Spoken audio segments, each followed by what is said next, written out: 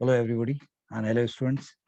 We are doing a new lecture today, and this lecture is related to torque on current carrying loop. अगर वो magnetic field में place होएगा तो उस पर कैसे टॉर्क लगेगा. And we are approaching the termination of this unit. So एक दो और लेक्चर होंगे और उसमें ये फिर चैप्टर खत्म हो जाएगा, पूरा यूनिट खत्म हो जाएगा.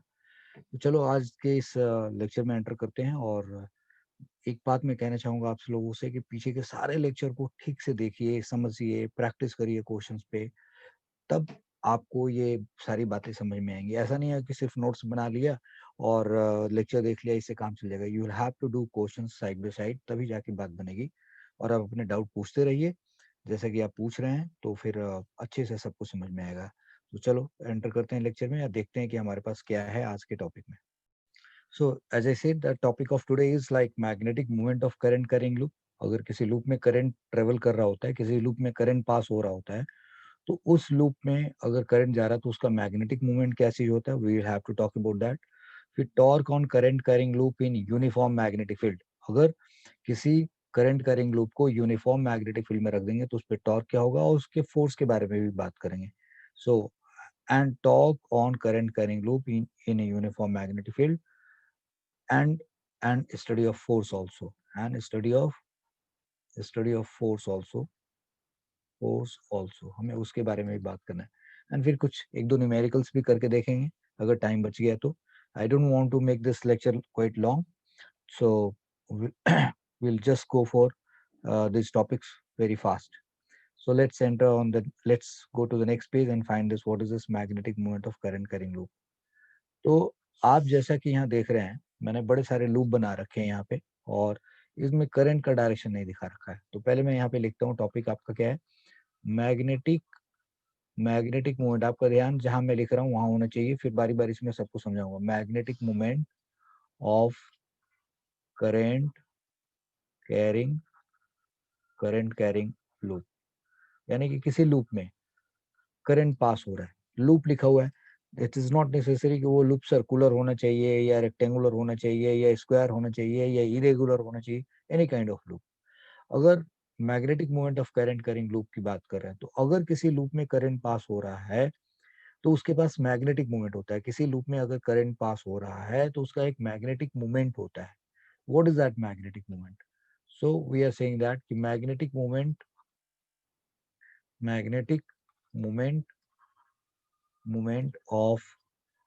Of current carrying loop current carrying loop current carrying loop is defined as defined as product of product of current current passing in the loop current passing in the loop current passing in the loop and area vector of loop. Area vector of is defined as product of current passing the loop and area vector of loop. It is represented by, it is a vector physical quantity. It is vector physical quantity. It is vector physical quantity represented by m vector. M vector से उसको represent करते हैं. So this m vector is I into a vector. This is what we have just defined for you. This is magnetic moment of the loop. So current into area vector, I into a, क्या होगा इसका unit? So unit is ampere metre square. Ampere metre square. Dimension लिखना चाहें तो वो भी आप लिख सकते हैं. so that is m0 l square t0 a. that's how its dimension. तो ये मैग्नेटिक मोमेंट होता है. अब सवाल ये है कि करंट कैरिंग लूप का एरिया वेक्टर का डायरेक्शन किधर लिखा जाएगा? सो एरिया वेक्टर का डायरेक्शन लिखने का तरीका यह है कि जिस डायरेक्शन में करंट जा रहा है, राइट हैंड थंब रूल को यूज करो. क्या करो? Right hand thumb rule. याद होगा ना आपको?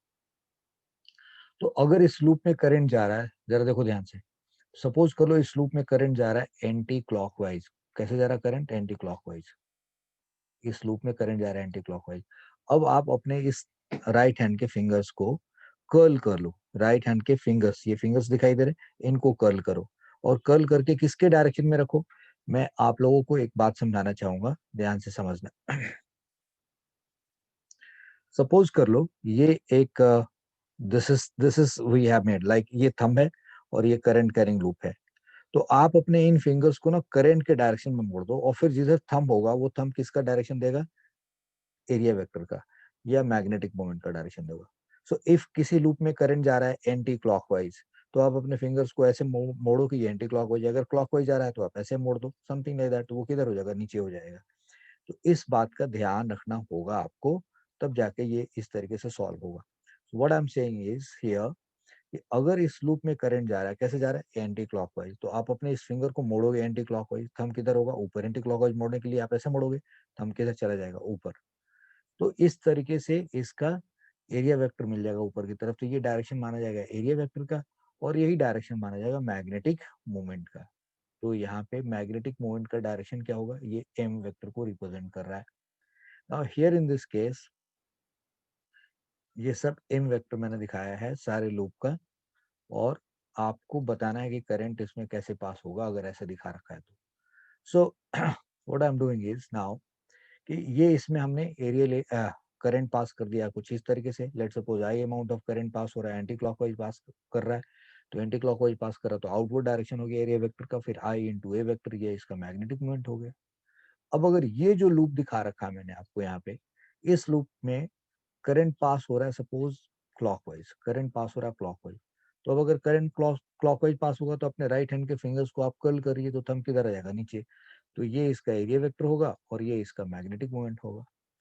सो आपने देख लिया कि अगर करंट लूप में जिधर आप हैं, जिधर से आप देख रहे हैं, अगर आपने लूप को देखा और आपके साइड से लूप में करंट एंटी क्लॉकवाइज है, तो लूप के आउटवर्ड यानी कि आपकी तरफ। अगर आप देख रहे हैं लूप में करंट क्लॉकवाइज दिखाई दे रहा है, तो लूप का जो प्लेन है उसमें इनवर्ट की तरफ। So I am watching, I am finding it is anti clockwise, so outward. I am finding it is clockwise, so inward to this loop. Is that okay? Now here if you look at, अब इसमें मैंने ये outward दिखा रखा, तो ये outward दिखा रखा है, इसका मतलब इसमें करंट कैसे पास करना होगा? एंटी क्लॉकवाइज पास करना होगा। तो मैंने इसमें करंट कैसे ले लिया? इसमें मैंने करंट ले लिया एंटी क्लॉकवाइज। सो करंट इसमें पास हो रहा है एंटी क्लॉकवाइज। जब करंट एंटी क्लॉकवाइज पास करेगा तो इसका मैग्नेटिक मोमेंट ऐसे बाहर की तरफ आ जाएगा। तो ये लूप है, ये लूप का प्लेन है, इस लूप के प्लेन के परपेंडिकुलर ये इसका हो गया मैग्नेटिक मोमेंट हो गया, ये इसका एरिया वेक्टर मान लिया। सिमिलरली अगर ये लूप है और इसमें इनवर्ट दिखा रखा है, तो इसका मतलब कि इसमें करंट कैसे पास हो रहा होगा? इसमें करंट पास हो रहा होगा क्लॉकवाइज, करंट इसमें क्लॉकवाइज पास हो रहा होगा। तो इस तरीके से आप इसका मैग्नेटिक मोमेंट, ये इसका एरिया वेक्टर है, ये इसका मैग्नेटिक मोमेंट है।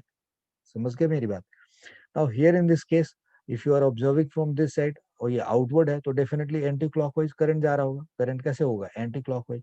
तो करंट एंटी क्लॉकवाइज जा रहा होगा, तो करंट के एंटी क्लॉकवाइज जाने की वजह से इसमें आउटवर्ड होना चाहिए मैग्नेटिक मूवमेंट का डायरेक्शन, लाइक दिस, इस तरीके से दिखा दिया। So we know what is magnetic movement of current carrying loop. This is I into a vector. मैंने एग्जांपल के साथ, डायग्राम के साथ आपको दिखा दिया। ये ध्यान रखना है कि अगर लूप हॉरिजॉन्टल है, वर्टिकल है, टिल्टेड है, मतलब जो भी प्लेन है उस प्लेन के परपेंडिकुलर, कहाँ से? सेंटर से दिखाना है। सेंटर से दिखाना है, यानी कि एरिया वेक्टर का डायरेक्शन कहाँ से दिखाना है? उस लूप के सेंटर से और उस लूप के प्लेन के परपेंडिकुलर दिखाना है। आउटवर्ड होगा एंटी क्लॉकवाइज के केस में, इनवर्ड होगा क्लॉकवाइज के केस में। जो एरिया वेक्टर हो गया और उस आई को एरिया वेक्टर से मल्टीप्लाई करेंगे तो ये मैग्नेटिक मोमेंट हो जाएगा। अब इसका परसेप्शन समझ लीजिए कि ऐसा क्यों करते हैं, why do we do it? So I would simply say that कि आपको पता है कि करंट किसी लूप में करंट पास हो रहा होता है, तो उस करंट करिंग लूप का यहाँ पे देखिए, अगर इस लूप में करंट पास हो रहा है तो इसके वजह से यहाँ पे मैग्नेटिक फील्ड होता है ना, यहाँ पे मैग्नेटिक फील्ड होगा। तो एक लूप की वजह से भी मैग्नेटिक फील्ड होगा, करंट करिंग लूप की वजह से भी मैग्नेट होगा, और यहाँ पे एक मैग्नेट रख दोगे तो उसका भी मैग्नेटिक फील्ड होगा। और कोई मैग्नेट रखोगे तो बार मैग्नेट होगा, तो उसके पास भी नॉर्थ पोल और साउथ पोल होता है, यानी कि वो मैग्नेटिक डाइपोल की तरीके से बिहेव करता है। भाई एक मैग्नेट है, उसके पास नॉर्थ पोल और साउथ पोल है, और उस मैग्नेट की वजह से कहीं पे मैग्नेटिक फील्ड है, तो वो मैग्नेट को मैग्नेटिक डाइपोल कहेंगे, क्योंकि उसके पास नॉर्थ पोल और साउथ पोल है, दो पोल होने की वजह से वो मैग्नेटिक डाइपोल हो गया। तो जिस तरीके से इलेक्ट्रिक डाइपोल की वजह से कहीं पे इलेक्ट्रिक फील्ड होता है, उसी तरीके से मैग्नेटिक डाइपोल की वजह से भी मैग्नेटिक फील्ड होता है। तो अगर मैग्नेटिक डाइपोल की वजह से फील्ड है, तो वहां पे भी मैग्नेटिक डाइपोल मूवमेंट होना चाहिए, तो वहां मैग्नेटिक डाइपोल मूवमेंट होता है। तो करंट करिंग लूप की वजह से भी मैग्नेटिक फील्ड हो रहा है, यानी कि that should also behave as a what magnetic dipole. It should behave like a magnetic dipole, and actually it behaves. जैसे आप यहाँ से देख रहे हैं एंटी क्लॉकवाइज है, so this will be taken as a north pole, और पीछे वाला क्या होगा, साइड बैक साइड क्या लिया जाएगा, साउथ पोल। तो ये चीज मैं आपको यहाँ दिखाना चाहूंगा, ऐसे लिख रहा हूँ, देखो इसमें करंट कैसे पास हो रहा है, clockwise, so this will B front side पे साउथ दिखाई देगा, ये यहाँ से साउथ पोल की तरीके से ट्रीट होएगा, और इसका पीछे नॉर्थ पोल होगा। अगर आप इसमें देखें करंट कैसे पास हो रहा है, anti clockwise, so this this will behave like, this pole will behave like north pole, ये नॉर्थ पोल की तरीके से बिहेव करेगा, और उसके पीछे वाला क्या होगा, साउथ पोल होगा। अगर आप यहाँ से देख रहे हैं इसमें करंट कैसे जा रहा है, you are finding the current is going what, आपको करंट का डायरेक्शन कैसे मिल रहा है, anti clockwise, so this will be like a north pole, और इसके पीछे का साउथ पोल होगा। समझ गए मेरी बात? तो इसका मतलब कि करंट कैरिंग लूप, यहाँ भी देखिए आप, this is will behave like a north, और नीचे होगा साउथ। यहाँ पे ये क्या बिहेव करेगा, एज अ साउथ, नीचे क्या होगा, north. So current carrying loop की बात करें तो current carrying loop behaves like a magnetic dipole, और उसके पास नॉर्थ पोल और साउथ पोल होता है, इसलिए उसका पास मैग्नेटिक डाइपोल मूवमेंट होना चाहिए। और हम लोग यहाँ पे मैग्नेटिक डाइपोल मूवमेंट नहीं कह के मैग्नेटिक मूवमेंट कह देते हैं, इज दैट ओके ना? So magnetic movement of current carrying loop की बात करें तो इसका मतलब मैग्नेटिक डाइपोल मूवमेंट की बात कर रहे हैं। So why don't we call it magnetic dipole, क्योंकि इसके मैग्नेटिक डाइपोल कहने का मतलब कि उसके पोल्स के बीच में कुछ सेपरेशन होना चाहिए। तो करंट कैरिंग लूप के अंदर नॉर्थ पोल और साउथ पोल बिल्कुल बैक टू बैक, एक साइड नॉर्थ है, एक साइड दूसरे साइड साउथ है, तो उनके बीच में कुछ खास सेपरेशन नहीं है, इसलिए we don't call it magnetic dipole movement, we call it magnetic movement. I hope you got it. मैंने बड़ी सारी बातें इसमें डिस्कस कर दी हैं, आपको सुनना होगा, और हर बात से छोटे छोटे सवाल बन सकते हैं, उन बातों को ध्यान में रखते हुए मैंने सारी बातें की हैं। सो मुझे उम्मीद है कि आपको मैग्नेटिक मूवमेंट समझ में आ गया, मैग्नेटिक डाइपोल मूवमेंट की भी मैंने बात कर ली, और ये सारा बात समझ में आ गया होगा आपको। अब ये जानने के बाद हम लोग आगे की तरफ चलते हैं, और आगे हमारा टॉपिक है torque on a torque on a so we are going to study torque on current carrying loop, torque on carrying current carrying loop, ये हमें पढ़ना है। This is what we are studying here. ठीक है, so अब मैं आपको लिख भी रहा हूँ, समझा भी रहा हूँ। We consider a rectangular loop, rectangular rectangular current carrying loop। हमने यहाँ पे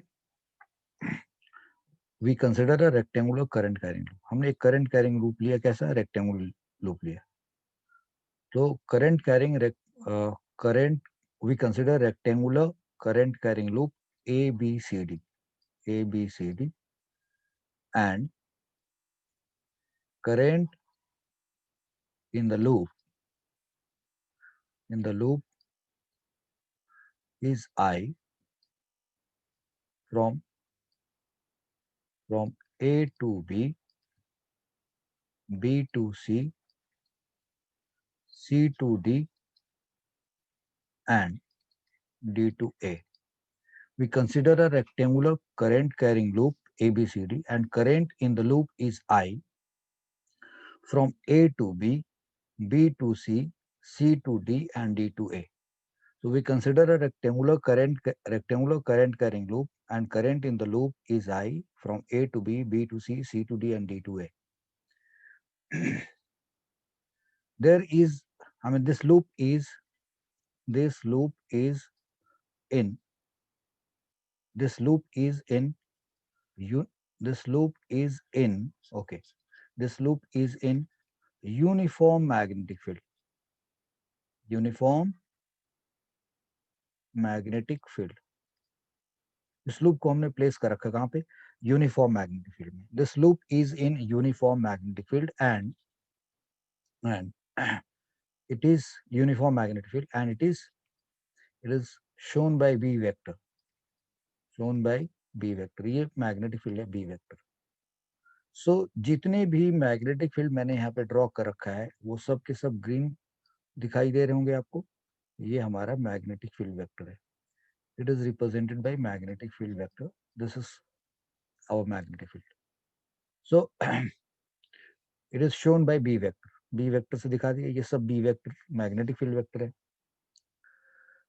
loop is placed loop is placed in magnetic field, loop is placed in magnetic field in such a way, in such a way that in such a way that area vector, area vector of loop, area vector of loop, area vector of loop is making an angle, making an angle of theta with magnetic field vector, making an angle theta with magnetic field vector। ये बात समझ में आ गई आपको। Loop is placed in magnetic field, magnetic field uniform है, वो पीछे भी लिख दिया गया। Place in magnetic field in such way that area vector of loop, area vector of this loop. तो हम अगर एरिया वेक्टर की बात करें, एरिया वेक्टर, तो हमारा एरिया वेक्टर क्या है जी, यहाँ पे ए वेक्टर है। Area vector of this loop is area vector, that is a vector of loop, is making an angle of theta with magnetic field b। तो तुम कहोगे अभी तो आपने पढ़ा है कि एरिया वेक्टर बिल्कुल लूप के प्लेन के सेंटर से ड्रॉ करते हैं। दैट्स ट्रू, बट अब हम यहाँ नहीं दिखा के यहाँ पे दिखा रहे हैं, just for finding out this angle. यहाँ पे बी दिखा रहेगा, फिर यहाँ बी दिखाएंगे, फिर इसका एरिया वेक्टर दिखाएंगे, तो थोड़ा डायग्राम कॉम्प्लिकेटेड होने लगेगा। That is why we have shown it here. I hope you have understood. तो ये लूप है एबीसीडी। इस लूप का एरिया वेक्टर क्या हुआ, देखो इस लूप के, ये लूप है, इस लूप के प्लेन के परपेंडिकुलर, ये देख रहे हैं आप, ये इस लूप के प्लेन के परपेंडिकुलर है एरिया वेक्टर। और मैग्नेटिक फील्ड कुछ इस तरीके से रखा हमने, इस तरीके से मैग्नेटिक फील्ड रखा है कि मैग्नेटिक फील्ड और एरिया वेक्टर के बीच में एंगल थीटा डिग्री है। ये डायग्राम में बड़ा ऑब्वियस है। आई hope you all have seen it, observed it. Okay, now मतलब अगर मुझे ये चीज ऐसे दिखानी हो, सेंटर से दिखाना हो, तो इसको कैसे दिखाएंगे? सेंटर से अगर दिखाना है तो will show it like this. देखो सेंटर से ये एरिया वेक्टर है, समथिंग लाइक दिस, जो ये दिख रहा है, ये सेंटर से एरिया वेक्टर है। और मैग्नेटिक फील्ड कुछ इस तरीके से है, इस तरीके से, और उनके बीच में ये एंगल हमारे पास, उन दोनों के बीच में एंगल कितना है, थीटा है। That is what we want to say, ये एंगल थीटा के बराबर है। सो ये चीज मैग्नेटिक फील्ड और ये एरिया वेक्टर, अगर इसको दोनों को उठा के यहाँ रख दिया जाए तो ये यहाँ पे होगा, ये हमारा एरिया वेक्टर है और ये हमारा मैग्नेटिक फील्ड वेक्टर है। ओके जी, इतनी बात आप समझ गए। So now what we are going to talk about, अगर ये करंट कैरिंग लूप इस मैग्नेटिक फील्ड में है तो इसके हर आर्म पे, A B arm, B C arm, C D arm, D A arm, ये सब के सब मैग्नेटिक फील्ड में है। तो करंट कैरिंग लूप के ऊपर आपको टॉर्क पढ़ना है, बट टॉर्क पढ़ने के लिए आपको पहले फोर्स पढ़ना पड़ेगा। फोर्स पढ़ करके फिर टॉर्क की बात करेंगे। So let's find so let's let's find now let's let's find force, let's find force on each arm, each arm of the loop, each arm of the each arm of the loop। मतलब हमने यहाँ पे ये कहा आपको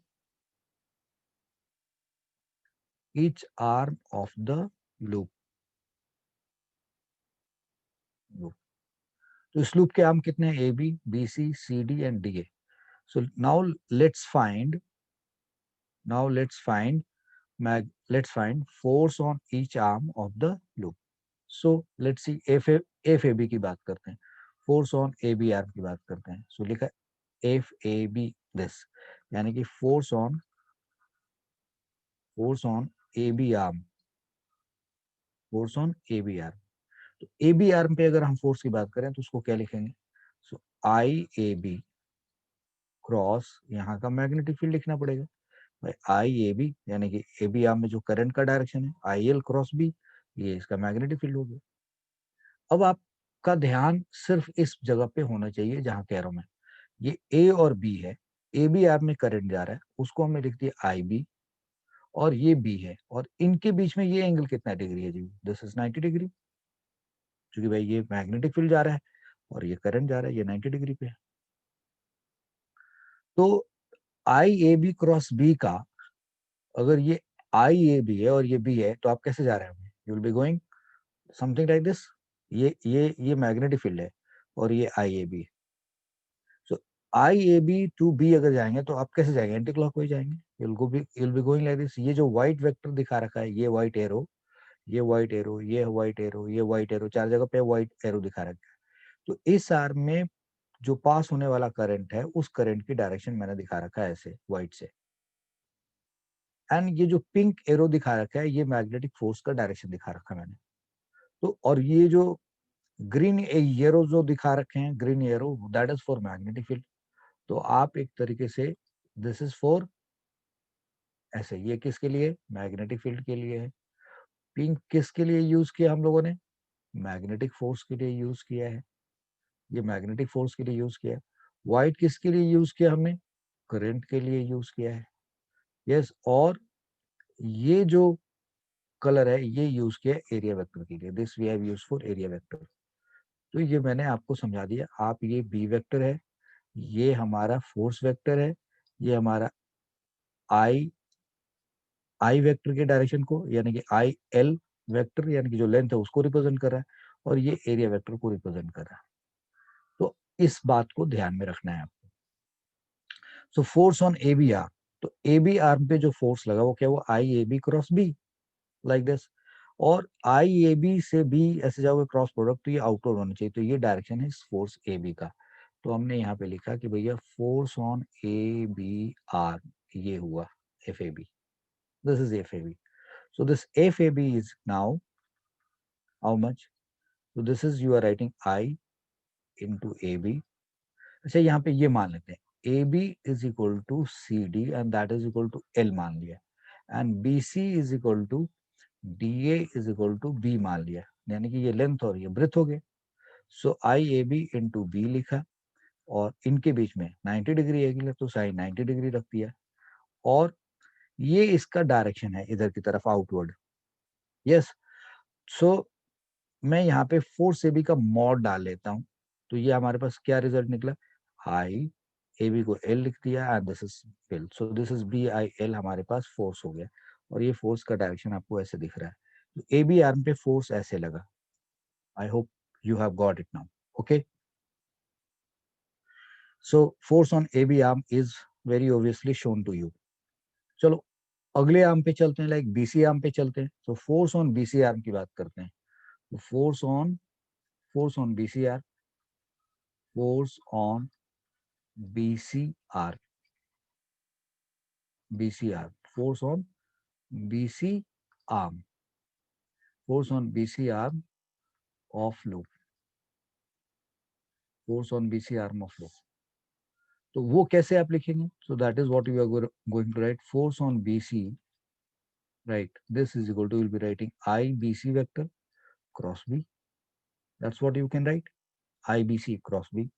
तो ये FBC जो हमारे पास आएगा, ये इसका मॉड जो होगा वो किसके बराबर होगा? आई बी सी को लिखेंगे B into B, and now sine of. अब हमें ये एंगल लिखना है. Let's go to this point. जरा गौर से देखना है यहाँ पे. ये जो लूप है A B B C D and D A, ये हमारे पास यहाँ पे करंट है, और ये मैग्नेटिक फील्ड है, और ये एरिया वेक्टर, इनके बीच में एंगल कितना है? थीटा. तो अब आप जरा देखो, ये वाला जो ग्रीन वाला एरो है और ये जो व्हाइट वाला एरो है, पहले देखो ये इसके इस एरिया वेक्टर और इसके बीच में 90 डिग्री है और इनके बीच में थीटा एंगल है, तो ये एंगल कितना हुआ, 90 माइनस थीटा होगा। This angle is 90 minus theta, और ये एंगल कितना हुआ, 90 प्लस थीटा। यानी कि डी ए आर्म में जो करंट है, डी ए आर्म में जो करंट है, उस करंट का मैग्नेटिक फील्ड से एंगल कितना है, 90 प्लस थीटा। और जो बीसीआर में करंट है वो ए टू डी के बराबर है, जैसे ए टू डी करंट जाता वही करंट बी टू सी जा रहा है। तो बीसीआर में, यानी कि बीसीआर में जो करंट है, देख रहे इस डीए के जगह पे बीसी आ गया, और जो डीए है उसके पैरेलल है बीसी, लेकिन इसमें करंट इधर जा रहा है, इसमें करंट इधर जा रहा है, तो ये एंगल आपने कितना होगा, जितना कि इधर निकाल रखा 90 माइनस थीटा। तो this angle is 90 minus theta. I said, yeah so what I am saying is this angle is, ये एंगल हमारे पास है 90 माइनस थीटा। तो ये 90 माइनस थीटा ये एंगल है, क्योंकि ये करंट का डायरेक्शन है, ये मैग्नेटिक फील्ड है। यहाँ पे दिख रहा है कि डी टू ए ये करंट है, ये इसका एरिया वेक्टर है, ये 90 डिग्री है, इनके बीच में थीटा है, तो यहाँ से इस डायरेक्शन और इसके बीच में एंगल 90 प्लस थीटा है, तो इधर ये एंगल कितना होगा, 90 माइनस थीटा, तो ये 90 माइनस थीटा है। बात समझ गए? तो हमने यहाँ वाला एंगल भी निकाल लिया इस करंट और मैग्नेटिक फील्ड में, और इसके करंट और इसके मैग्नेटिक फील्ड का भी एंगल आ गया हमें। Okay, so now I force on BC की बात करें तो आई बी, दिस इज बीसी की जगह पे बी आ गया, इसका मैग्नीट्यूड को बी लिख दिया, एन साइन, और ये लिखा 90 माइनस थीटा। सो अगले स्टेप में ये क्या बन गया, now this has come to I B into b, and sin 90 minus theta is cos theta. So this has come now IBB cos theta, that is force on BCR. IBB cos theta. IBB cos theta. This is force on BC arm. IBB cos theta. So इसका direction किधर होगा, force on BC arm का, तो ये देखो B to C current गया है और ये मैग्नेटिक फील्ड है, तो इस करंट से, यानी कि ये वाले करंट से इधर आओगे, यानी कि अगर ये करंट का डायरेक्शन है और ये मैग्नेटिक फील्ड का डायरेक्शन है, तो ये आप ऐसे आओगे तो ये क्या होगा, क्लॉक हो जा रहे हो, तो यह क्या होना चाहिए, इनके प्लेन के इनवर्ड, यानी कि समथिंग लाइक दिस। तो ये जो दिखा रखा गया है यहाँ पे, ये जो मैंने बताया वो इसके डायरेक्शन को समझाने के लिए कोशिश किया।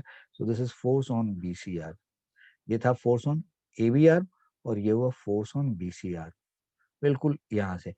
तो आपने नोटिस किया कि इस आर्म पे जो फोर्स दिखा रहा है, बिल्कुल यानी कि इस आर्म पे फोर्स जो दिखाया है इसके मिड पॉइंट से दिखाया है, और इस आर्म पे जो फोर्स दिखाया है वो इसके मिड पॉइंट से दिखाया है। वैसे तो इसके हर DL DL DL DL part पे फोर्स लगेगा, तो सारे फोर्सेस को कहाँ से दिखा दिया, इस आर्म के सेंटर से दिखा दिया।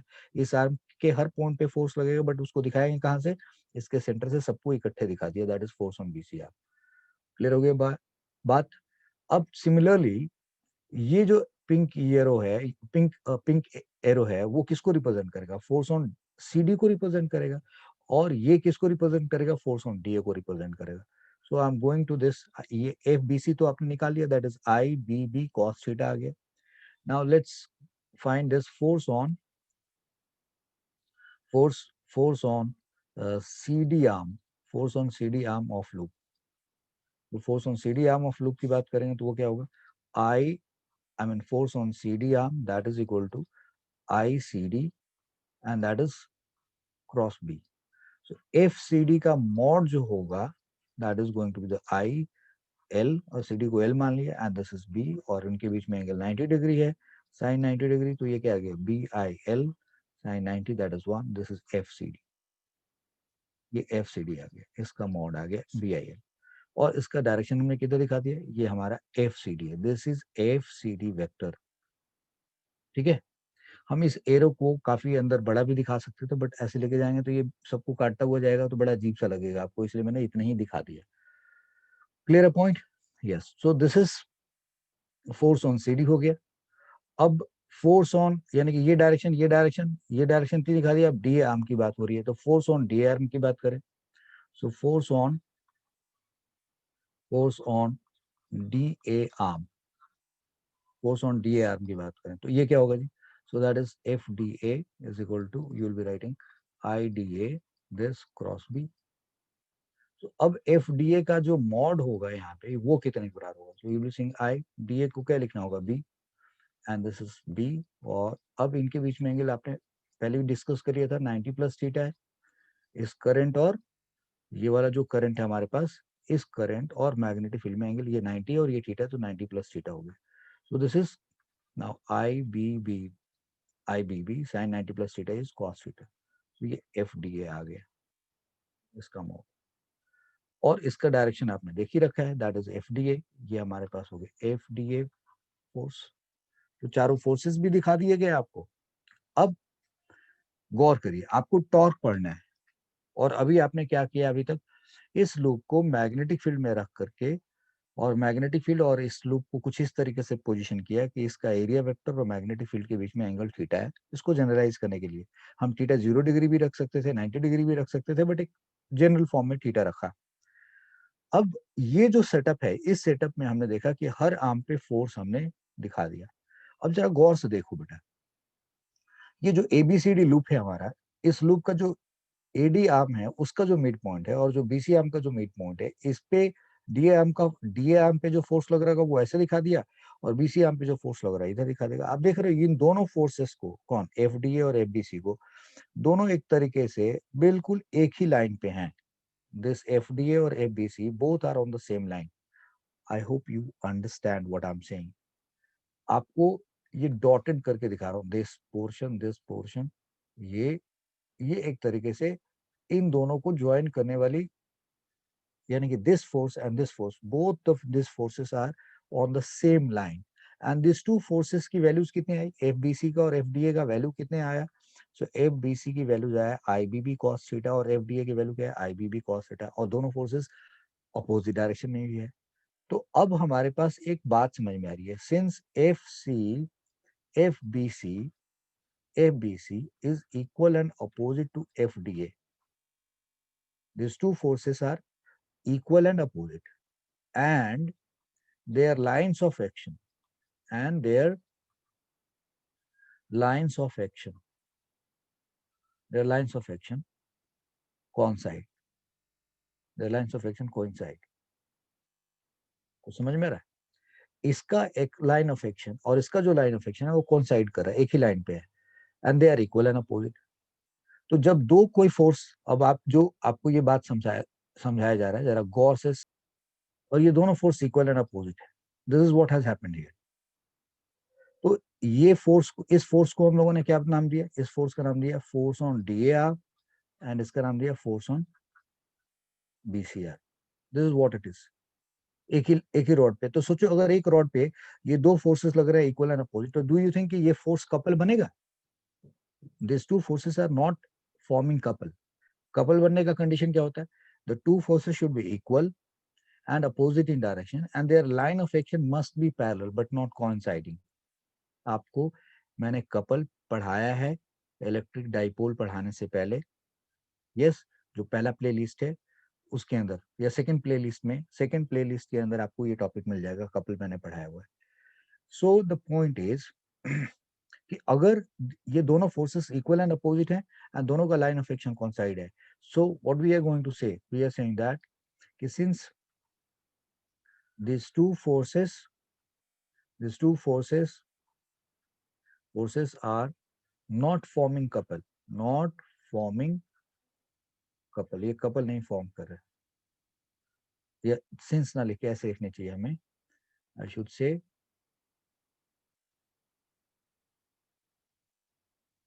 so what I said that ki and their lines of action coincide, therefore these two forces are not forming couple, and and it has no torque. इसका कोई टॉर्क नहीं होगा.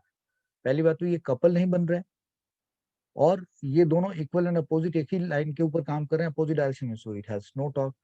सो F B C and F D A, यानी इस minus को इधर लेके आओ, and that is equal to 0. यानी कि इन दोनों फोर्सेस का सम 0 हो गया, और ये दोनों फोर्सेस कोई कपल नहीं बना रहे हैं, और इस कपल नहीं बना रहे हैं इसलिए इन दोनों फोर्सेस का इसके ऊपर कोई टॉर्क नहीं होगा.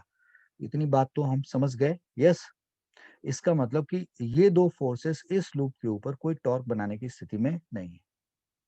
अब ये दो फोर्सेस के बारे में तो हमने बात कर ली.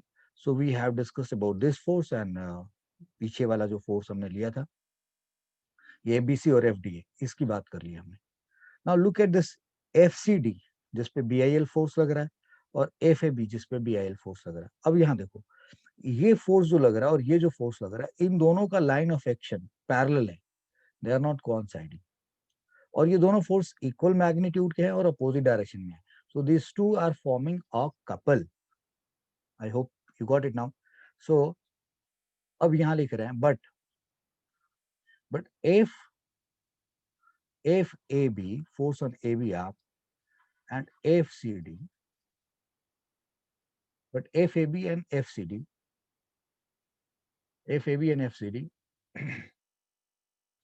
are not having same line of action, are not having same line of action. उनका line of action same नहीं, but FAB and FCD are not having same line of action, and these two are equal and opposite. यानी कि FAB and FCD are equal and opposite. So these two forces, therefore, these two forces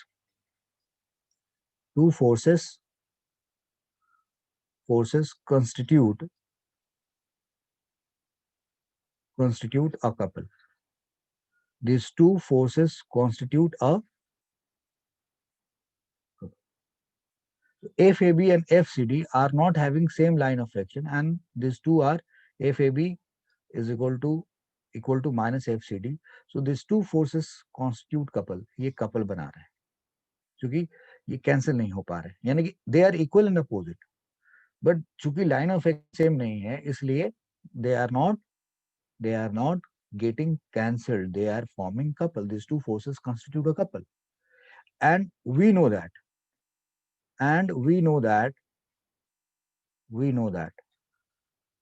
torque of a couple, अगर आपको ये result नहीं मालूम है तो मैं कुछ नहीं कर पाऊंगा बेटा, आपको पीछे के लेक्चर्स में सब कुछ बता रखा है। And we know that torque of a couple is given by what? So this torque का मॉड इज आइदर फोर्स, दोनों में से कोई एक फोर्स ले लो, either force and perpendicular separation, ऐसा ही पढ़ा है मैंने, perpendicular separation between their lines of action. ये आपको कपल का टॉर्क पढ़ा है। तो आइदर फोर्स का मतलब आईबीएल हो गया, और अब हमें उनके बीच का परपेंडिकुलर सेपरेशन चाहिए। Now look at this here, ये आईबीएल है, ये आईबीएल है, दोनों फोर्सेस इक्वल एंड अपोजिट है। ये इसका लाइन ऑफ एक्शन है, ये इसका लाइन ऑफ एक्शन है। इनके बीच में, इस पॉइंट और इस पॉइंट के बीच में, यहाँ पे और यहाँ पे, ये इन दोनों के लाइन ऑफ एक्शन के बीच का परपेंडिकुलर सेपरेशन है। So we need to find this one for finding out the couple of this two forces in, sorry, finding out torque of this couple of forces, या इन forces की वजह से जो torque होगा उसको फाइंड करने के लिए हमें इनके बीच का परपेंडिकुलर सेपरेशन चाहिए। नाम दे देते हैं इसका कुछ। So let's see the firstly, let this point is m and this point यहाँ पे जहां पे ये कट कर रहा है, दिस पॉइंट इज n। ये m लिखा और ये n लिखा। अब जरा गौर से देखना, ये मैग्नेटिक फील्ड है, ये क्या है? Magnetic field. ये भी क्या है? Magnetic field. So this two are parallel, ये ग्रीन मैग्नेटिक फील्ड और ये मैग्नेटिक फील्ड पैरेलल है।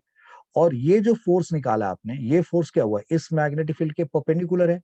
तो अगर आप इसको पीछे खींच के लेके जाओगे तो this will be also perpendicular to this. ये आपको बात समझ में आ गई? ये वाला मैग्नेटिक फील्ड और ये वाला magnetic field both are parallel, and ये मैग्नेटिक फोर्स जो निकाला आपने वो इस फोर्स के परपेंडिकुलर है। इसको पीछे खींच के लेके जाओगे तो ऑब्वियसली वो इसके ऊपर भी परपेंडिकुलर होगा। So that is why this angle has been shown 90 degree. Any doubt? अब होना नहीं चाहिए। ओके, ये डाउट खत्म हो जाना चाहिए। अब ये 90 डिग्री वाली बात समझ में आ गई। अब नई बात समझने की जरूरत है। जरा गौर से देखो, ये जो बी दिखा रखा मैंने, ये वाला जो बी वेक्टर, ये जो बी वेक्टर दिखा रहा हो, आपको समझ में आ रहा है? ये जो बड़ा सा बी वेक्टर दिखा रहा है, इस बी वेक्टर और जो डी ए और बी वेक्टर के बीच में यहाँ एंगल कितना है? 90 माइनस थीटा है। तो इधर भी दिखाओगे आप एंगल तो ये कितना होगा? ये वाला एंगल कितना होगा? अगर ये 90 माइनस थीटा है तो ये एंगल भी 90 माइनस थीटा होगा। होगा या नहीं होगा? ओके। तो ठीक उसी तरीके से ये जैसे डी ए है, उसी तरीके से ये एम, इस पॉइंट का भी नाम रख दो, ये एम रखा है, एन रखा है, इस पॉइंट का नाम रख दो P. So M P, what I am saying, M P and D A MP and DA both are parallel, yes. और ये जो मैग्नेटिक फील्ड और ये मैग्नेटिक फील्ड है ये भी पैरेलल है। तो अगर डीए और इस मैग्नेटिक फील्ड के बीच में इधर 90 माइनस थीटा है, इधर 90 माइनस थीटा है, तो भाई आप किसकी बात कर रहे हैं? ये वाला जो एमपी है, एमपी डीए के जगह पे आ गया, और मैग्नेटिक फील्ड का ये पीछे जो आपने खींच रखा है, ये यहाँ पे खींच रखा है, अगर ये 90 माइनस थीटा तो ये एंगल भी कितना होगा? This angle is also also also also 90 minus theta. ठीक है जी, ये एंगल भी कितना होगा? 90 माइनस थीटा। अब देखो, नाउ ट्रेंगल देखो, एम एन पी, एक राइट एंगल ट्रेंगल मान लो एम एन पी। तो उस एम एन पी में ये एंगल 90 हो गया और ये एंगल कितना हो गया? 90 माइनस थीटा। तो ये वाला एंगल कितना होगा? थीटा बन जाएगा। I hope you have understood. हर बात को मैंने जो बताया है वो आप समझ गए। आप इसको थोड़ा बड़ा करके देखिएगा अपने मोबाइल में, इफ यू कुड, और अगर लैपटॉप पे देख रहे होंगे तो आपको दिखाई दे ही रहा होगा। फिगर को थोड़ा बड़ा कर लीजिएगा। So now the idea is कि अब ये एंगल 90 माइनस थीटा है, ये एंगल थीटा है, तो अब एम एन पी एक राइट एंगल ट्रायंगल है, और उसमें एम एन क्या है? इन दोनों लाइंस ऑफ एक्शन के बीच का परपेंडिकुलर सेपरेशन है। तो मैं इस एम एन पी को वहां ले जाके ड्रॉ कर रहा हूं, आपको इस जगह पे ड्रॉ करके दिखा रहा हूं। वैसे तो समझ गए आप, but just for,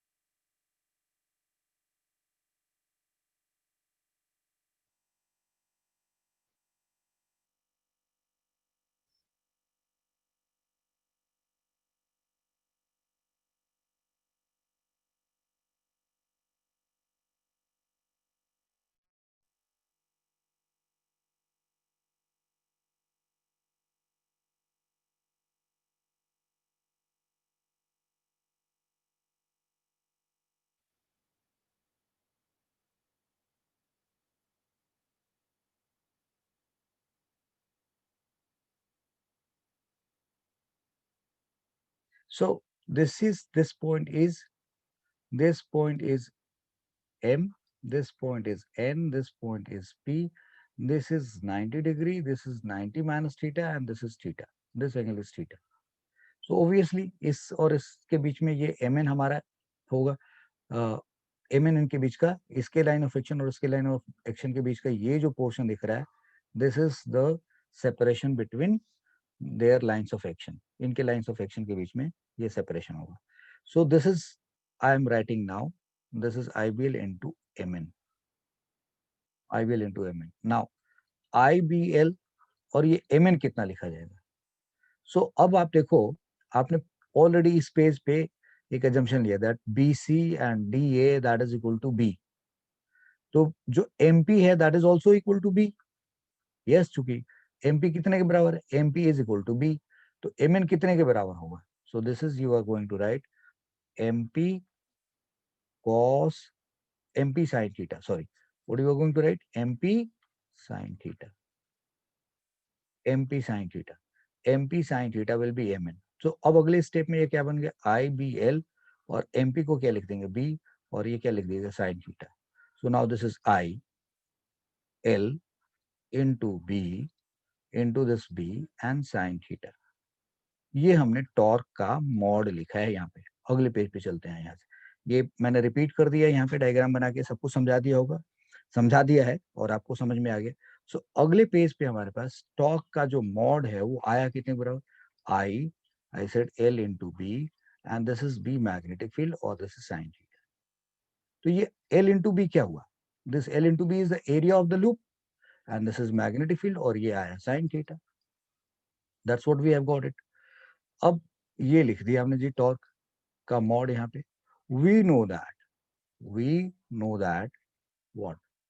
I A vector is magnetic moment of the loop, magnetic moment of loop, magnetic moment of the loop, loop का मैग्नेटिक मोमेंट है ये I A vector. So this torque can be, this vector can be written as, इसको M vector लिख दे और इसको cross B लिख देते, या पहले एक मिनट, इस स्टेप के बजाय पहले ऐसे लिखना। तो टॉर्क का मॉड कितना हो गया? That is equal to M into B into sin theta। we are writing torque is equal to mb sin theta. अब ये रिजल्ट हमारे पास आ चुका है यहाँ पे, और I would like to say that कि अगर मैं इसी रिजल्ट को वेक्टर फॉर्म में लिखूं तो अब कैसे लिखूंगा, इसी रिजल्ट को वेक्टर फॉर्म में लिखना है तो क्या करेंगे, this torque vector is equal to M cross B vector, M cross B vector. तो आप यहाँ पे ये कहना चाह रहे हैं कि अगर अगर किसी लूप को जिसमें करंट जा रहा है तो उसका एक मैग्नेटिक मोमेंट होगा और that is being kept in a magnetic field, तो भाई उस लूप के ऊपर जो टॉर्क लगेगा वो m क्रॉस b से आएगा। This is what we have achieved as a result. So जो सिचुएशन दे रखा हमारे को, तो आपने देखा होगा स्टार्टिंग में ही हम लोगों ने क्या मान रखा था, ये डायरेक्शन हमने मान रखा है, ये डायरेक्शन मान रखा है हमने m का, we have shown like this, और यहाँ पे हमने एक b वेक्टर दिखा रखा है। तो वो b वेक्टर कैसे दिखा रखा है, समथिंग लाइक दिस, ये b वेक्टर दिखा रखा है और इनके बीच में एंगल कितना है जी, थीटा एंगल दिखा रखा है। तो अगर ये m वेक्टर है और ये b वेक्टर है तो m क्रॉस b से जो टॉर्क आएगा वो टॉर्क कैसे होना चाहिए, दिस इज सेइंग कि इस केस में अगर m क्रॉस b करो तो ये टॉर्क वेक्टर मिलना चाहिए, यानी कि m cross b anti clockwise जा रहे हैं तो ये जो लूप है ये एंटी क्लॉकवाइज घूमेगा। इसका मतलब कि ये जो लूप है इसको आपने अगर करंट कैरिंग लूप को मैग्नेटिक फील्ड में रख दिया तो इस पे एक फोर्स ऐसे लग रहा है, इस पे एक फोर्स ऐसे लग रहा है, ये दोनों फोर्सेस तो कैंसिल हो जा रहे हैं, बट ये दोनों फोर्सेस मिलकर के इसको क्या कर रहे हैं, they are able to make this loop turn, ये इस तरीके से इसको घुमाने की स्थिति में है, इस पे टॉर्क लग रहा है और टॉर्क लगने की वजह से वो क्या कर रहा है, इसको ऐसे घुमा पाएगा। So that's what my point is कि अगर आप यहाँ पे ये इट इज लाइक दिस और ये टॉर्क वेक्टर हो गया, ये torque vector is m cross b आ गया। तो करंट कैरिंग लूप के ऊपर, करंट कैरिंग लूप को अगर किसी मैग्नेटिक फील्ड में रखा जाए तो ये उसका टॉर्क होता। अब यहाँ पे बात समझने की जरूरत है कि if theta is equal to 0 degree, मतलब मैग्नेटिक मूवमेंट और मैग्नेटिक फील्ड के बीच में एंगल 0 डिग्री हो जाता है तो टॉर्क क्या हो जाता है जी, यानी कि आपने इस लूप को इस तरीके से रखा है कि मैग्नेटिक फील्ड और मैग्नेटिक मूवमेंट के बीच में एंगल थीटा, अगर ये दोनों एक ही डायरेक्शन में हो जाता है, ये थीटा 0 हो जाता है तो टॉर्क क्या हो जाता है, mb sin 0, तो उस केस में टॉर्क क्या होगा, 0 हो जाएगा, टॉर्क 0 होगा। If theta is equal to 180 degree, theta is equal to 180 degree, then torque will be again 0, and if theta is equal to 90 degree m और b के बीच में, तो टॉर्क क्या होगा जी, mb sin 90, and sin 90 is equal to 1, so this torque will be mb and that is the maximum torque, ये torque maximum की value होगी। सो थीटा 0 होने पे टॉर्क 0 हो जाएगा, 180 डिग्री पे टॉर्क 0 होगा, मैग्नेटिक फील्ड 0 हो जाए तो टॉर्क 0 हो जाएगा, अगर मैग्नेटिक फील्ड नहीं रहेगा तो भी टॉर्क नहीं होगा। आई होप यू गॉट इट। और अगर दोनों के बीच में यानी कि थीटा मैग्नेटिक फील्ड और मैग्नेटिक मूवमेंट के बीच में एंगल 90 डिग्री है तो टॉर्क मैक्सिमम होगा। इसका मतलब क्या हुआ, थीटा 0 होने का मतलब कि जो मैग्नेटिक, थीटा 0 कब होगा, जब magnetic field and area vector दोनों सेम डायरेक्शन में हो। इसका मतलब प्लेन ऑफ द लूप और मैग्नेटिक फील्ड एक दूसरे के परपेंडिकुलर हो, प्लेन ऑफ द लूप और मैग्नेटिक फील्ड, क्योंकि प्लेन ऑफ लूप के परपेंडिकुलर में कौन होगा, मैग्नेटिक मूवमेंट होगा, और प्लेन ऑफ लूप और मैग्नेटिक फील्ड परपेंडिकुलर हो जाए तो डेफिनेटली एम और बी क्या हो जाएंगे, either they will be parallel, like parallel, और they will be anti parallel, तो उस केस में टॉर्क क्या हो जाएगा, 0 हो जाएगा। So what we understood that if plane of the loop, if if plane of the loop, if plane of the loop, plane of the loop is kept perpendicular, is kept perpendicular to magnetic field, to magnetic field, field, then then M is either like parallel to B or M is anti-parallel to B. Then M is this, and therefore torque is equal to, and therefore torque is equal to 0. If plane of loop, plane of the loop is perpendicular, is kept perpendicular, if plane of the loop is uh, kept parallel to, kept in direction, kept in the direction, yeah, plane of the loop is A plane of the loop is kept in such a way that in such a way that such a way that that magnetic field B vector R B vector are uh, in the B vectors are in the plane of एक plane of the loop. या एक minute, इस line को काट करके कुछ ऐसे लिखते हैं, एक मिनट बच्चों।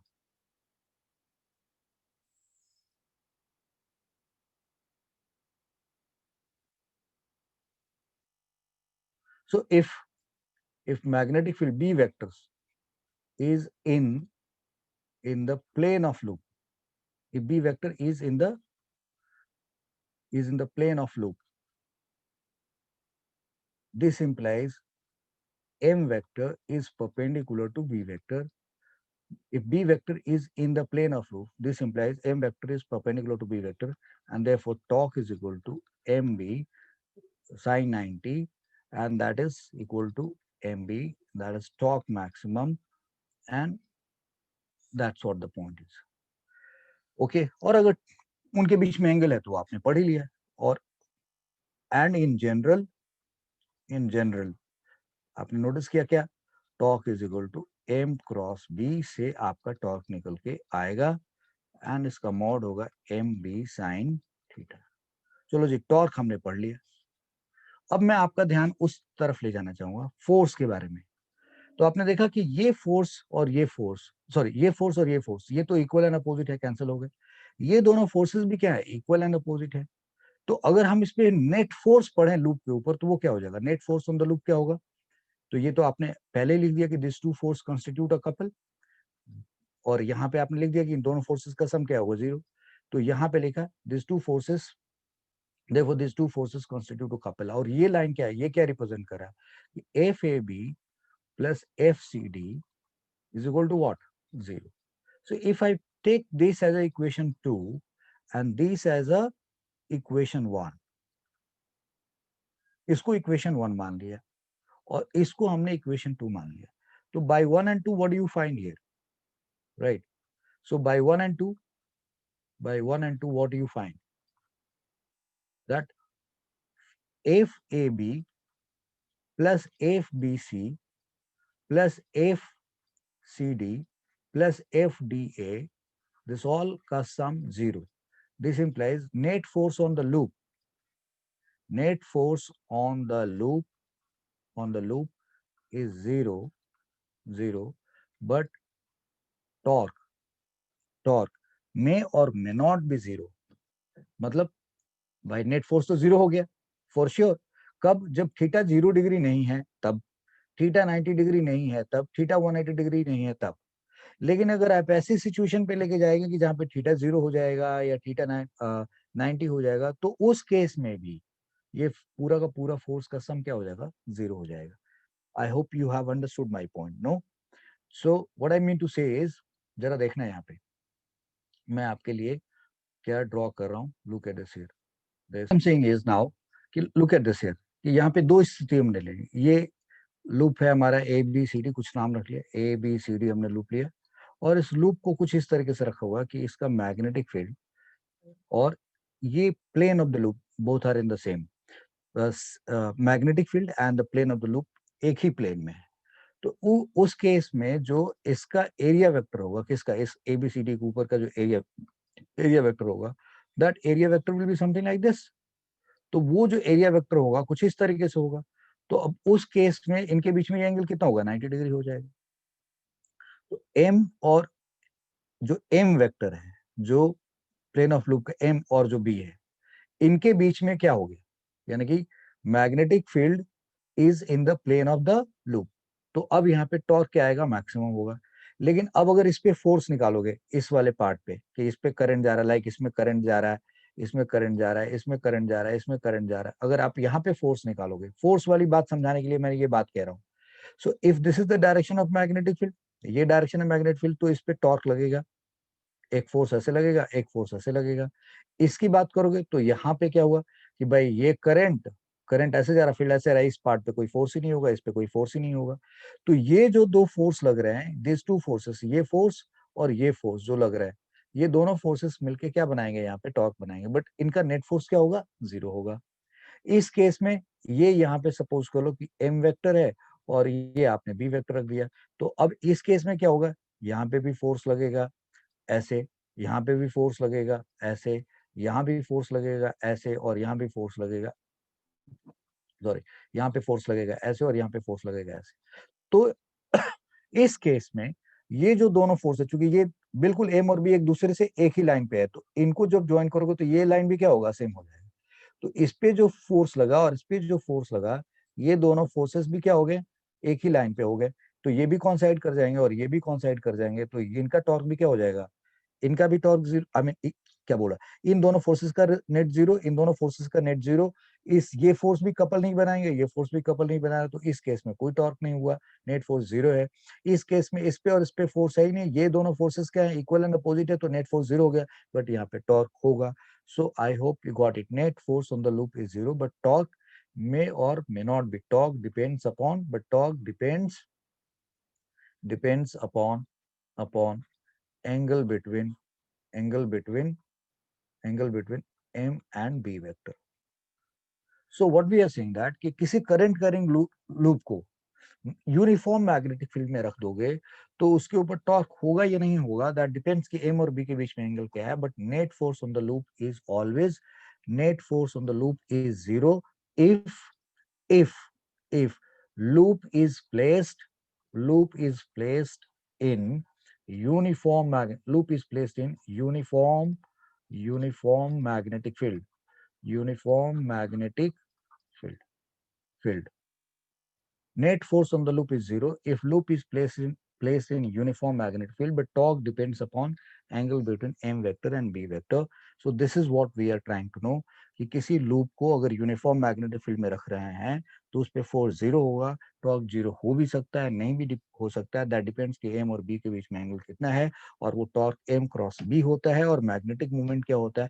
तो ये दो इंफॉर्मेशन हम लोगों ने बड़े अच्छे से समझ लिया। मुझे लगता है नहीं है कि आप किसी को कोई डाउट होना चाहिए। So this two parts we have done. Now एक दो न्यूमेरिकल हमें कर लेना चाहिए, so let me write one or two numerical for you and then we'll be talking about that. So we have a rectangular loop of side 20 centimeter and 10 centimeter carries current of 5 ampere. A uniform magnetic field of 0.20 Tesla magnitude exists parallel to the longer sides of the loop. Find net force on the loop and torque on the loop. So as per this question, rectangular loop है 20 centimetre और 10 centimetre का, तो आप एक loop बना दीजिए rectangular loop, let's see 20 centimetre and 10 centimetre. So you can think of 20 and 10 ऐसे ले लिए, और इस लूप को लाइक ये 20 सेंटीमीटर हो गया और दिस इज 10 सेंटीमीटर हो गया, एंड इसमें करंट जा रहा है 5 एम्पियर, रेक्टेंग और 5 एम्पियर का करंट जा रहा है। It's not being said clockwise anti clockwise, okay. Uniform magnetic field of this much magnitude exists parallel to the longer sides of the loop, यानी कि मैग्नेटिक फील्ड हमें इस तरीके से पैरेलल मान लें। So we can think of magnetic field like this, कुछ इस तरीके से मैग्नेटिक फील्ड मान लिया, इसमें ये मैग्नेटिक फील्ड मान लिया इस तरीके से parallel, you have got this now. तो ये मैग्नेटिक फील्ड हो गया इसमें, और अब कहा जा रहा है कि find the net force on the loop and torque on the loop. ये 10 सेंटीमीटर है, ये 20 सेंटीमीटर है। अब इसमें करंट क्या होगा, या तो क्लॉकवाइज होगा या एंटी क्लॉकवाइज होगा। तो अब ऐसे सिचुएशन में अगर आप करंट को मान के चल रहे हैं, लेट सपोज करंट आपने एंटी क्लॉकवाइज मान लिया, करंट आपने एंटी क्लॉकवाइज मान लिया, if let me take this colour, let suppose current आपने एंटी क्लॉकवाइज मान लिया, क्लॉकवाइज भी मानेंगे तब भी कोई बात नहीं, करंट आपने एंटी क्लॉकवाइज मान लिया, तब इसका मैग्नेटिक किधर होगा, आई मीन मैग्नेटिक मूवमेंट किधर होगा, ऐसे बाहर की तरफ। सो you will show it's magnetic movement like this, इसका मैग्नेटिक मूवमेंट आप कुछ ऐसे दिखाएंगे, let suppose you have shown like this. तो ये जो मैग्नेटिक मूवमेंट आपने दिखाया है यहाँ पे, और आप यहाँ पे एक मैग्नेटिक फील्ड, यहाँ एक मैग्नेटिक फील्ड ऐसे दिखा दीजिए, ये वाला मैग्नेटिक फील्ड, और अब आप कह रहे हैं कि इनके बीच में ये एंगल कितना है, 90 डिग्री, ओब्वियसली ये प्लेन में है, और ये तो इसका एम वेक्टर इधर होगा और ये बी वेक्टर है। हम चाहते तो बी वेक्टर का डायरेक्शन इधर भी मान सकते थे, we can think B vector ऊपर है, ऐसे भी मान सकते थे, किसी भी तरीके से मान सकते थे, बी इधर ना मान के इधर मान लेते, फिर करंट ऐसे ना मान करके इधर मान लेते, तो एम किधर हो जाता, अंदर हो जाता। तो किसी भी हाल में either whether whether current current is current is clockwise or anti clockwise anti clockwise right, anti clockwise. B vector and m vector, b and m are perpendicular, so b और m perpendicular है किसी भी तरीके से। तब उस case में आपको net force on the loop, क्योंकि मैग्नेटिक फील्ड कैसा है, यूनिफॉर्म है, तो पहला पार्ट तो ये हुआ कि नेट फोर्स जीरो हो गया, F net zero, why, since uniform magnetic field, uniform magnetic field magnetic field में करंट कैरिंग लूप के ऊपर का फोर्स, फील्ड चूंकि यूनिफॉर्म है, और अभी हम लोगों ने यहाँ पे पढ़ा है कि net force on the loop if loop is net force on the loop is zero if loop is placed in uniform magnetic field. तो ये मसला तो खत्म हो गया, नेट फोर्स तो जीरो हो गया। आप चाहो तो हर इस पे फोर्स निकालो, इस पे फोर्स निकालो, इस पे निकालो, इस पे निकालो, देखोगे कि वो सारे फोर्सेस कैंसिल हो जा रहे हैं, और ये दो फोर्सेस जो होंगे, अपोजिट जो फोर्सेस होंगे, उनका लाइन ऑफ एक्शन कॉन्साइड करेगा। तो नेट फोर्स ये नेट फोर्स जीरो हो गया, और लाइन ऑफ एक्शन चारों यानी कि इन दो का कॉन्साइड और इन दो का कॉन्साइड करेगा, तो टॉर्क जीरो होगा। तो ऑब्वियसली अगर यहाँ पे एम और बी 90 डिग्री पे, तो टॉर्क तो होगा। इसका मतलब ये हुआ कि वन पेयर ऑफ फोर्सेस का तो लाइन ऑफ एक्शन क्या होगा, कॉन्साइड कर जाएगा, और the another pair of forces का लाइन ऑफ एक्शन कॉन्साइड नहीं करेगा, बट उनका नेट फोर्स फिर भी जीरो होगा, बट टॉर्क उसके वजह से बनेगा, और वो टॉर्क जीरो नहीं होगा। तो फर्स्ट एफ नेट जीरो हो गया क्योंकि यूनिफॉर्म मैग्नेटिक फील्ड है। और दूसरे पार्ट में आपसे पूछा गया कि भैया टॉर्क बताओ ऑन दिस लूप, टॉर्क बताओ उस लूप में, तो कितना होगा, तो I will be writing M B sine 90 degree, that's what you are going to write, इसका मॉड निकाल दिया। तो अब एम कितना होगा, that is I into A, and sine 90 B हो गया। सो आई कितना एम्पियर का है, दैट इज 5 एम्पियर। एरिया कितना, 20 सेंटीमीटर और 10, दैट इज 200 सेंटीमीटर स्क्वायर, यानी कि 10 का power minus 4 metre square. So 5 into this, ये कन्वर्ट करना में एरिया मीटर स्क्वायर में लेना होगा आपको, आई इंटू ए हो गया। और अब मैग्नेटिक फील्ड कितना है, 0.20 टेस्ला का, तो अब आप इनको मल्टीप्लाई कर दीजिए। सो this is now 5 into 20 into, बल्कि या 20, ये एक जीरो इधर मल्टीप्लाई कर दिया, सो ये 2 आ गया, और 10 का पावर माइनस 4 आ गया। So how much it comes out, 20 into 2 4, 40, 40 into 5 200, 200 into 10 का पावर माइनस 4 न्यूटन मीटर, ये टॉर्क हो गई। दैट्स व्हाट द पॉइंट है। समझ में आ गया होगा आपको ये पहला सवाल। दूसरा सवाल देखते हैं। A circular loop carrying current I has wire total length L. A circular loop carrying current I has wire of total length L. A uniform magnetic field exists parallel to the plane of the loop. यानी कि magnetic field parallel to the plane of loop है, and its magnitude is B. So obviously अब अगर current pass होगा तो उसका जो area vector होगा वो तो प्लेन के परपेंडिकुलर होगा, तो एम और बी में एंगल 90 डिग्री हो गया, नो डाउट अबाउट इट।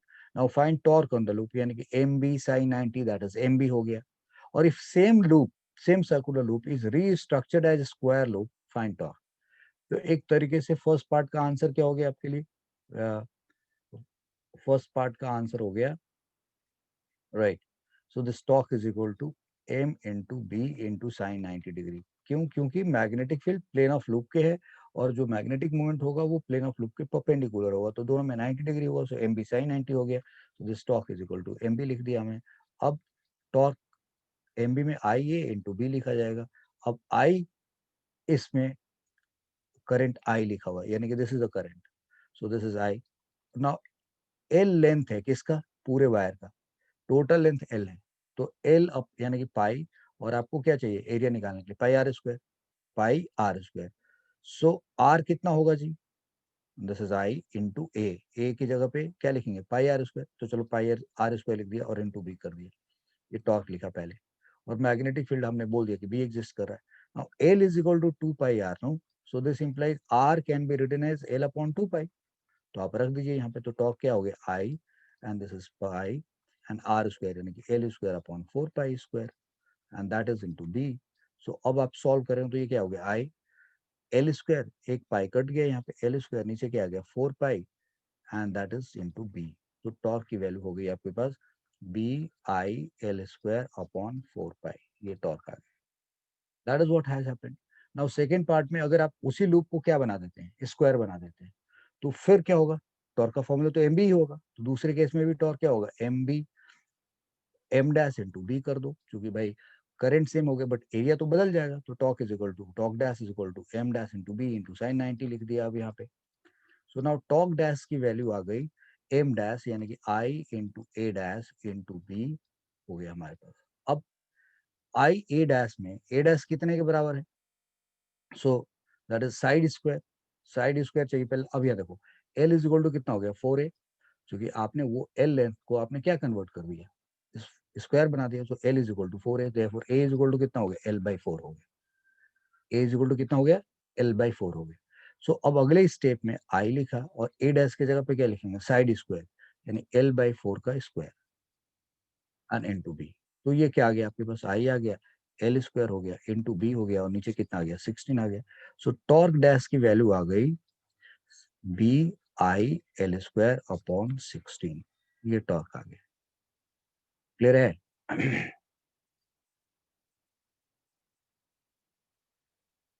सो या so what I said that कि आपके पास ये टॉर्क आ गई। अब जरा देखो एक ही वायर था ना सेम लेंथ का, सर्कल बना तो B I L square by 4 pi हो गया, और ये क्या B I L square by 16, pi की वैल्यू क्या होगी 3.14। सो डेफिनेटली ये जो वैल्यू है ये 16 है, और 4 पाई की वैल्यू 16 से क्या होगा, छोटा होगा। यानी कि this torque and torque dash को अगर कंपेयर करना हो तो टॉर्क एंड टॉर्क डैश को कंपेयर करो तो ये टॉर्क क्या होगा, क्योंकि ये डिनोमिनेटर छोटा है, will be bigger than this. I hope you got it now. So ये दो क्वेश्चन हमने कर लिया। अब एक तीसरा क्वेश्चन देखते हैं, और ये that is the last question of this class. इस लेक्चर को खत्म करने के लिए सिर्फ इस क्वेश्चन को सॉल्व करेंगे और खत्म हो जाएगा हमारा। सपोज कर लो नॉन कंडक्टिंग रिंग है कोई, this is a non conducting ring, uniformly charge है, क्यू टोटल चार्ज मान लो उसको, is rotated about its axis by omega. तो ओमेगा एंगुलर वेलोसिटी से इस एक्सिस के अबाउट उसको रोटेट करा रहे हो। फाइंड इक्विवेलेंट करंट, यानी कि ये नॉन कंडक्टिंग रिंग है जिसके ऊपर चार्ज है, इसको आप अगर रोटेट करते हो तो करंट बनेगा कि नहीं बनेगा, और अगर करंट बनेगा तो उसका मैग्नेटिक मूवमेंट क्या होगा। That's what the question is. So ये रेडियस आर दे रखा है, क्लियर है। तो क्यू इसके ऊपर आपके, क्यू क्या है, टोटल चार्ज है। क्यू क्या है, टोटल चार्ज। अब आपको एक बेसिक बात समझनी होगी। आपको एक बेसिक बात समझनी होगी, और अब देखिए उसके उसको समझाने के लिए मैं क्या कर रहा हूँ, लुक एट दिस हियर। मैं यहाँ पे एक रिंग कंसिडर कर रहा हूँ। मान लो कि ये रिंग अंदर होके चला गया, this ring is inside, this ring is अंदर की तरफ है, और इसको फिल कराने के लिए आपको कि ये अंदर की तरफ है, मैं यहाँ पे ये इसको पीला कर दिया। अब ये पता चला है कि ये रिंग क्या हो गया, अंदर हो गया। रिंग का यानी कि रिंग का कुछ पोर्शन बाहर है और रिंग का कुछ पोर्शन अंदर है। अब अगर ये पूरा का पूरा स्क्वायर में जो रिंग है ये घूम रहा होगा, तो इस रिंग के अंदर से सपोज करो ये पूरा रिंग एक चक्कर लगा ले, ये पूरा रिंग, ध्यान से सुनना मेरी बात, ये पूरा रिंग इस वाले में, ये पूरा रिंग एक चक्कर लगा लिया। इसका मतलब इस छोटे से रिंग से, ये जो रिंग हमने लिया है, इस रिंग से कितना चार्ज एक बार में गुजर गया। तो ऑब्वियसली इस पूरे रिंग पे चार्ज क्यू है। तो अगर ये पूरा रिंग एक चक्कर काट लिया तो इससे कितना चार्ज निकल गया, क्यू चार्ज निकल गया। तो यानी कि क्यू चार्ज पास हुआ इस रिंग से, क्यू चार्ज पास हुआ इस रिंग से, अगर ये एक चक्कर लगाता है तो। और इसका ओमेगा कितना दे रखा है, यानी इसकी एंगुलर वेलोसिटी कितना है, omega. So how to find this first part, तो इस सॉल्यूशन की तरफ जा रहे हैं हम लोग, we are going towards solution. ध्यान से सुनना है और समझना है, right. So what I am saying is, छोटे वाले रिंग के इसमें से फ्रॉम फ्रॉम ग्रीन रिंग या थ्रू ग्रीन रिंग जो दिखा रखा है, through this green ring, through green ring, amount of charge, amount of charge, amount of charge passed, amount of charge passed in one revolution, in revolution, one revolution of ring through green ring, amount of charge passes in one revolution of ring, बड़ा वाला, ठीक है ना, one revolution of ring, तो वो कितना होगा, so that is equal to through green ring amount of charge passes in one revolution of ring is q। अच्छा, number of revolution, number of revolution, number of revolution done by ring, बड़ा वाला ring की बात कर रहे हैं, ring in 1 second, in 1 second, तो कितना पास हुआ जी? That is omega upon 2 pi भाई, since omega is equal to क्या होता है, 2 पाई एफ होता है, so frequency is equal to omega upon 2 pi, और फ्रीक्वेंसी क्या होता है, नंबर ऑफ चक्कर इन 1 सेकेंड। तो अगर number of revolution made by ring in 1 second is what, omega by 2 pi. तो जब ये रिंग एक चक्कर लगाता है तो इस बड़ा वाला रिंग, तो इस छोटे रिंग से, ग्रीन रिंग से क्यू चार्ज पास करता है, लेकिन ये बड़ा वाला रिंग 1 सेकंड में कितना चक्कर लगा रहा है, इतना चक्कर लगा रहा है। तो इसका मतलब इससे, इस छोटे वाले रिंग से ग्रीन रिंग से 1 सेकंड में कितना चार्ज पास किया, therefore amount of charge amount of charge amount of charge passed through passed through this green ring, ठीक है, green ring in 1 second, in 1 second, तो वो क्या हो गया जी, सो क्यू, और एक बार में और इतना चक्कर लग जा रहा है, सो क्यू ओमेगा बाई 2 पाई, इतना चार्ज इस ग्रीन रिंग से पास किया 1 सेकेंड में। तो इसका मतलब इस रिंग से कितना करंट पास हुआ, हाउ मच करंट पास, तो चार्ज पास पर second is called current. So Q omega by 2 क्या हो गया, क्यू ओमेगा बाई 2 पाई क्या हो गया, यहाँ पे इक्विवेलेंट करंट को जन्म देगा। तो इस तरीके से इक्विवेलेंट करंट क्या होगा, therefore equivalent current is equal to Q omega upon 2 pi, ये करंट हो गया।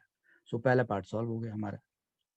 अब अगर ये करंट है, if this is the value of current, और suppose we are interested to find magnetic moment, now magnetic moment की बात करें तो मैग्नेटिक मोमेंट क्या होगा इस केस में, so magnetic moment is I into area vector. तो आई की जगह पे क्यू ओमेगा अपॉन 2 पाई लिख देंगे, और एरिया की जगह पे क्या लिखेंगे, पाई आर स्क्वायर, ये इसका एरिया भाई लूप का। So now this is Q omega into pi into ओहो, Q omega into pi into r square divided by 2 pi. भाई ये पाई और ये पाई तो कट गया, तो आपके पास ये क्या आ गया, Q omega R square by 2, this is magnetic moment, ये मैग्नेटिक मोमेंट आ गया। एनी डाउट अबाउट दिस, होना नहीं चाहिए, ओके। अब ये मैग्नेटिक मोमेंट आ गया, ओके। तो अब अगर इसको, ये दो पार्ट हो गया, कुछ लोग, चलो जी इसके साथ ही हमारा ये क्वेश्चन खत्म होता है। तो thank you very much for watching this lecture, right? Or if you have any doubt, you let me know. So God bless you. Keep watching, keep sharing, keep liking, keep promoting. Thank you very much. Bye bye.